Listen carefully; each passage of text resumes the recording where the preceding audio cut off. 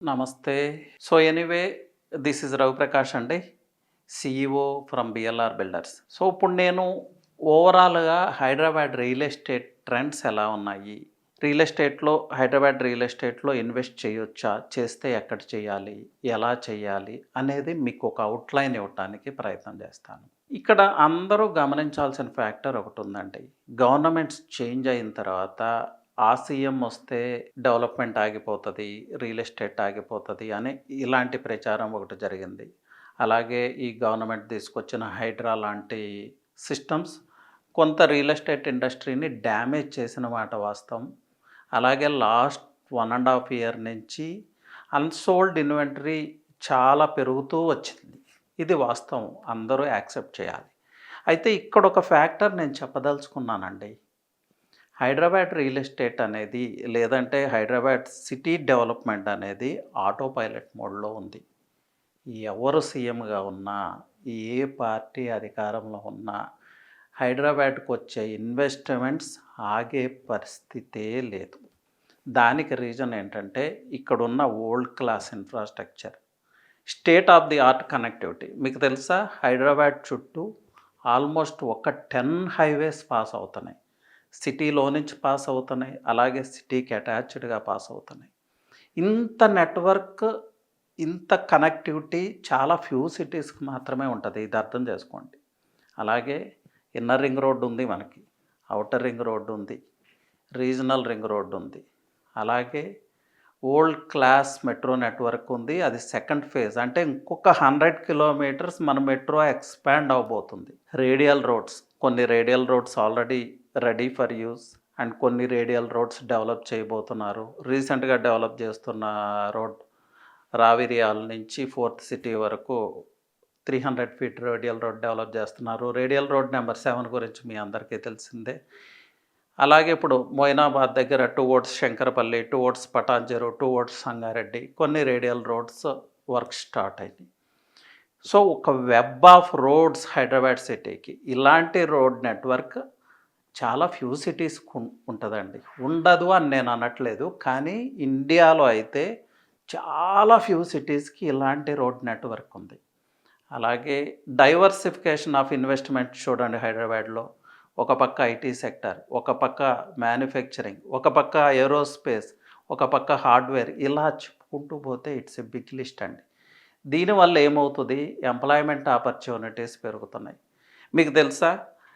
Total India నుంచి even Kashmir లాంటి ప్రాంతాల నుంచి కూడా మన హైదరాబాద్‌కి జాబ్ పర్పస్ ఈరోజు చాలామంది వస్తూ ఉన్నారు.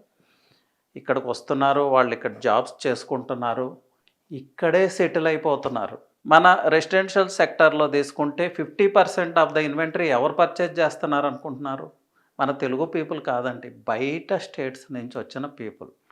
సో, ఈ ఎకోసిస్టమ్ ఎంత బలంగా ఉందనేది ఆలోచించండి. ఇక్కడ నేనేం చెప్తున్నానంటే లాస్ట్ గవర్నమెంట్ కేసీఆర్ గారు, కేటీఆర్ గారు ఉన్నప్పుడు కూడా అద్భుతమైన డెవలప్మెంట్స్ చేశారు. The same with Revanth Reddy గారు అండి. రేవంత్ రెడ్డి గారు కూడా చాలా అద్భుతంగా హైదరాబాద్ సిటీని ముందుకు తీసుకెళ్తున్నారు. అంటే ఇక్కడ పాలిటిక్స్ పక్కన పెట్టండి. హైదరాబాద్ సిటీ డెవలప్మెంట్ అని అర్థం చేసుకోండి. ఎందుకంటే మనం రియల్ ఎస్టేట్ ఇన్వెస్ట్మెంట్ చేయాలి అనుకున్నప్పుడు సిటీ ఎలా గ్రో అవుతుంది, ఆ సిటీ గ్రోత్‌తో పాటు మనం కూడా గ్రో అవ్వాలంటే ఆ గ్రోత్ ఎలా జరుగుతుందనేది మనం అర్థం చేసుకోవాలి. సో, పొలిటికల్ ఫ్యాక్టర్స్ పక్కన పెడితే మనకి ఇక్కడ నిజంగా ఏం జరుగుతుందనేది అర్థమవుతది. అలాగే లాస్ట్ ఇయర్ దావోస్ అండి. దావోస్‌లో మనకు ఎంత ఇన్వెస్ట్‌మెంట్స్ వచ్చినాయి మీకు గుర్తుందా? 42,000 క్రోర్స్ వచ్చినాయి. బట్ ఈ ఇయర్ ఎంత వచ్చిందో చూసారా? రికార్డ్స్ బ్రేక్ అయినాయి. 1,78,00,000. అయితే దీని మీద చాలా విమర్శలు ఉన్నాయి. ఇక్కడ వాళ్ళని అక్కడికి తీసుకెళ్ళి ఒప్పందాలు చేసుకున్నారు, లేకపోతే ఇవన్నీ ఫేక్. ఇవన్నీ ఎప్పుడు ఉంటాయండి. లాస్ట్ ఇయర్ కూడా ఇలాగే మాట్లాడారు. కానీ మీరు తెలుసుకోవాల్సిన విషయం ఏంటంటే లాస్ట్ ఇయర్ ఏవైతే ఎంఓయూస్ జరిగినాయో ఆ ఎంఓయూస్‌లో 80% మెటీరియలైజ్ అయినాయి. ఆల్రెడీ ఇన్వెస్ట్ చేస్తూ ఉన్నారు. ఆల్రెడీ ఇన్‌ఫ్రాస్ట్రక్చర్ డెవలప్ చేస్తూ ఉన్నారు. ఇప్పుడు కూడా అదే జరుగుతుంది. 1,78,000 1,78,00,000 ఆఫ్ ఇన్వెస్ట్‌మెంట్ వచ్చింది. సో, దీనిలో అట్‌లీస్ట్ 70-80% మెటీరియలైజ్ అవుతుంది కదా! అది చాలు కదా! మోర్ దెన్ ఎనఫ్ అండి. హైదరాబాద్ సిటీ ఇప్పుడు గ్లోబల్ ఇన్వెస్ట్మెంట్ డెస్టినేషన్.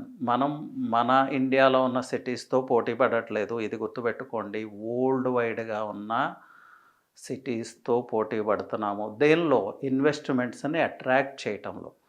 ఇక్కడ ఒక ఇంపార్టెంట్ ఫ్యాక్టర్ నేను చెప్పదలుచుకున్నానండి. అంటే ఇది ఎవరిని తక్కువ చేయటానికి కాదు, ఎక్కువ చేయటానికి కాదు. హైదరాబాద్ స్ట్రెంగ్త్ ఏంటో మీరు అర్థం చేసుకోవటానికి. తెలంగాణ స్టేట్ నుంచి తెలంగాణ టీం దావోస్‌కెళ్ళింది. ఆంధ్ర స్టేట్ నుంచి ఆంధ్ర టీం కూడా దావోస్‌కెళ్ళింది. ఆంధ్ర టీం హెడ్ ఎవరో తెలుసా? The visionary CM Chandrababu Naidu గారు. ఆయనకి ఇన్వెస్ట్‌మెంట్స్ తీసుకురావటం వెన్నతో పెట్టిన విద్య. హైదరాబాద్ ఈరోజు ఈ స్థాయిలో ఉందంటే మనం అందరం ఒప్పుకోవాలి. ఆయన కూడా ఒక రీజన్. బట్ ఇప్పుడు ఇన్వెస్ట్‌మెంట్స్ తీసుకుంటే మనకొచ్చిన ఇన్వెస్ట్‌మెంట్స్‌లో అంటే హైదరాబాద్‌కి వచ్చిన ఇన్వెస్ట్‌మెంట్స్‌లో నాట్ ఈవెన్ 5% కూడా ఆంధ్రాకి రాలేదు. మరి చంద్రబాబు నాయుడు లాంటి విజనరీ లీడర్ ఉన్నప్పటికి కూడా ఎందుకు ఇన్వెస్ట్‌మెంట్స్ రాలేదంటే ఇక్కడ ఇన్ఫ్రాస్ట్రక్చర్ ఉంది, ఎకోసిస్టమ్ ఉంది. ఆంధ్రాలో ఆ ఇన్ఫ్రాస్ట్రక్చర్, ఎకోసిస్టమ్ లేదు. కానీ క్రియేట్ అవుతది. ఒక 5 ఇయర్స్ తర్వాత, 6 ఇయర్స్ తర్వాత వాళ్ళు దావోస్‌కెళ్తే అక్కడ కూడా ఇన్వెస్ట్‌మెంట్స్ వస్తాయి. నేను తక్కువ చేయట్లేదు. ఇన్వెస్ట్‌మెంట్స్ రావాలంటే ఏముండాలనేది మీకు అర్థం అవటం కోసం చెప్తున్నాను. సో, ఇక్కడ ఎవరు చీఫ్ మినిస్టర్‌గా ఉన్నారు, ఏ రాజకీయ పార్టీ అధికారంలో ఉందనేది మనకు అనవసరం అండి. రియల్ ఎస్టేట్ ఇండస్ట్రీలో ఉన్నప్పుడు రియల్ ఎస్టేట్ పారామీటర్స్‌ని మనం అబ్జర్వ్ చేస్తే హైదరాబాద్ లాంటి గ్లోబల్ ఇన్వెస్ట్మెంట్ డెస్టినేషన్‌లో మీ రియల్ ఎస్టేట్ ఇన్వెస్ట్మెంట్ చేసుకుంటే షార్ట్ టర్మ్‌లోనో, లాంగ్ టర్మ్‌లోనో అది మీ నెక్స్ట్ ఫేజ్ ఆఫ్ లైఫ్‌ని సెక్యూర్ చేయగలుగుతుంది. అలాగే మీ నెక్స్ట్ జనరేషన్ లైఫ్‌ని కూడా సెక్యూర్ చేయగలుగుతుంది. లాస్ట్ పాయింట్ చెప్పి క్లోజ్ చేస్తానండి. రియల్ ఎస్టేట్లో 2 టైప్ ఆఫ్ ఇన్వెస్టర్స్ ఉంటారండి. Those who grow with the development and those who are the viewers of development.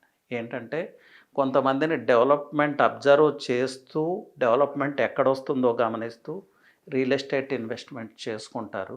కొంతమంది చూస్తూనే ఉంటారు. ఇన్నర్ రింగ్ రోడ్ వస్తుంది, అవుటర్ రింగ్ రోడ్ వస్తుంది, రీజనల్ రింగ్ రోడ్ వస్తుంది. వీళ్ళు మాట్లాడుతూనే ఉంటారు. ఇన్నర్ రింగ్ రోడ్ వచ్చినప్పుడు ఇదంతా అవుతుందా, ఓఆర్ఆర్ వచ్చినప్పుడు ఇది అవుతుందా, రీజనల్ రింగ్ రోడ్ ఇది అవుతుందా అనేది మాట్లాడుతూనే ఉంటారు. బట్ ఇన్వెస్ట్ చేయరు. సో చాయిస్ ఈజ్ ఎవర్స్ అండి. హైదరాబాద్ లాంటి గ్లోబల్ ఇన్వెస్ట్మెంట్ డెస్టినేషన్లో హైదరాబాద్ సిటీతో పాటు మీరు గ్రో అవుతారా, లేదా జస్ట్ వ్యూవర్స్గానే మిగిలిపోతారా అనేది యువర్ చాయిస్.